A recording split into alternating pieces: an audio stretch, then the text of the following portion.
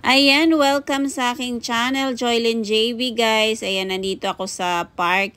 Nakakatuwa guys, ang dami nila. Ang daming ibon dito, yung maliliit at saka yung may malalaki din. Yung parang mahaba yung ano nila, yung pantuka nila. Tsaka meron din yung tinatawag na parang dove na ibon. Ayan oh.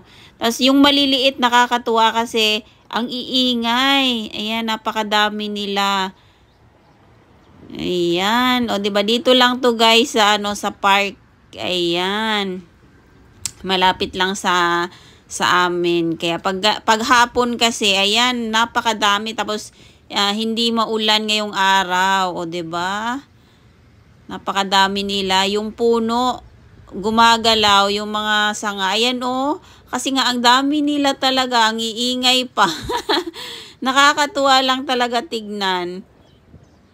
Maganda pag pag ganito. Kasi dito kasi guys, ayun, maganda yung kulay ng maple leaves. Ayan.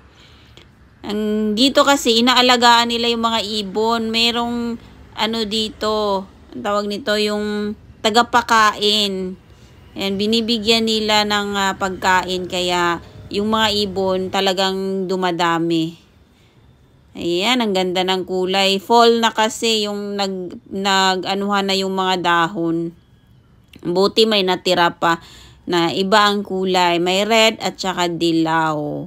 Ayan. Yung iba wala na ng dahon kasi nagpapalit na ng dahon. So, yun lang guys. Thank you for watching. Yun lang. Na-flex ko lang ang aking nadaanan na park. Ayan. Nakakatuwa talaga pag maraming ibon. God bless everyone. Ayan lang.